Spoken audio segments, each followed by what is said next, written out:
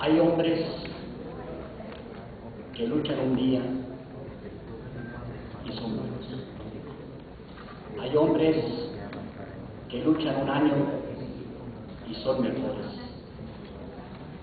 Hay hombres que luchan muchos años y son muy buenos. Pero hay hombres que luchan toda su vida y esos son los imprescindibles. Y de esos fue el maestro Otón Salazar Ramírez.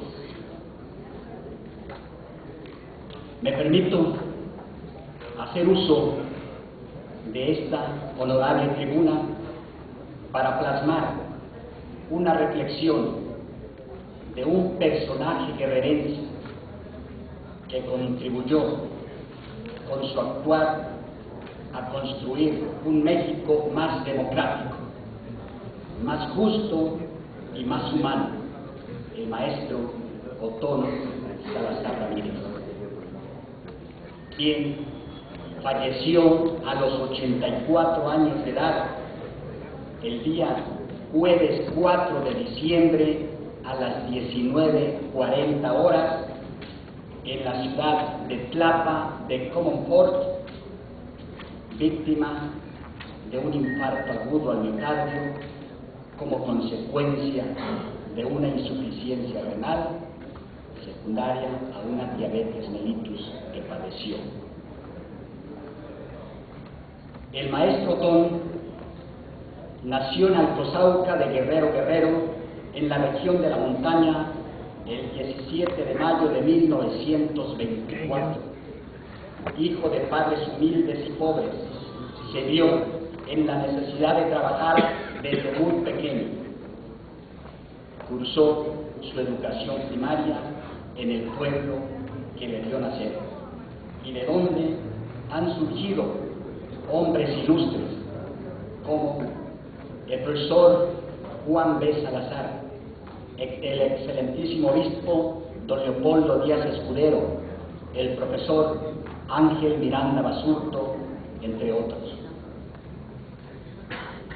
En el año de 1942, siendo muy joven, el maestro Otón emigra para trabajar en los campos agrícolas del estado de Morelos, y es ahí donde encuentra la oportunidad de superarse académicamente, ingresando a la Escuela Normal Rural de Huaxtepec, Morelos. Después a la Escuela de Ayotzinapa, Guerrero, y posteriormente a la Benemérita Escuela Nacional de Maestros de 1944 a 1948, y de donde también fue dirigente estudiantil. Y por último, estudia en la Escuela Normal Superior de la Ciudad de México de 1951 a 1954.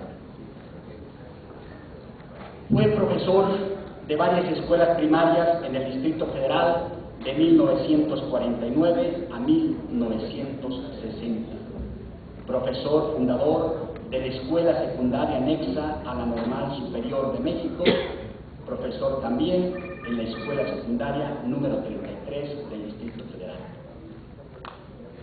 El maestro Otón Salazar Ramírez tuvo una larga militancia política. Entre lo más relevante se encuentra lo siguiente. Fue miembro del Club Estudiantil Normalista de la Juventud Comunista de México, dirigente del Movimiento Revolucionario del Magisterio MRM de 1956 a 1977. En ese movimiento, el 6 de septiembre de 1958, fue secuestrado por la Policía Federal de Seguridad, vendado y torturado durante 4 días en cárceles clandestinas del Distrito Federal. Fue consignado y procesado en el lúgubre penal de Lecumberri. Sin embargo, la movilización del magisterio con la realización de paros en todas las escuelas secundarias, primarias, jardín de niños del Distrito Federal lograron que el gobierno del presidente Adolfo López Mateos ordene su libertad y la de sus compañeros el 5 de diciembre de 1978. En ese periodo, y todavía estando preso, el 31 de octubre fue elegido secretario general de la sección 9 del CENTE, pero por estar preso no pudo asumir ese cargo.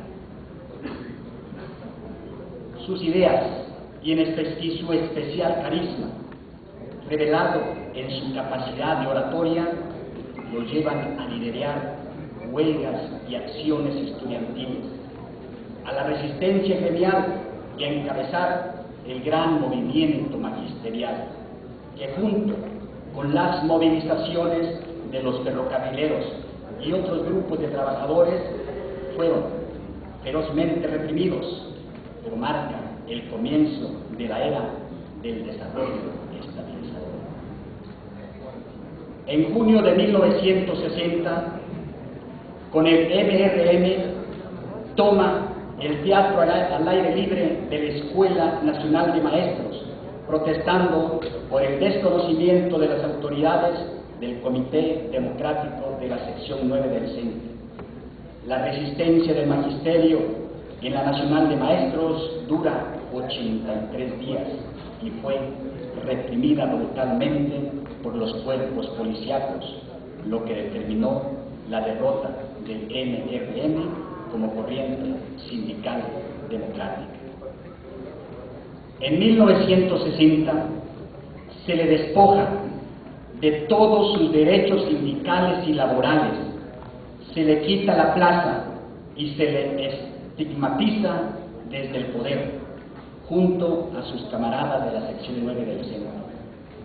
Hoy, medio siglo después, la Secretaría de Educación Pública cargó con el peso político y moral de esta injusticia, que hasta su muerte nunca le restituyeron su plaza y vivió siempre en la pobreza con el apoyo económico, solidario de sus camaradas, de sus amigos, de sus compañeros.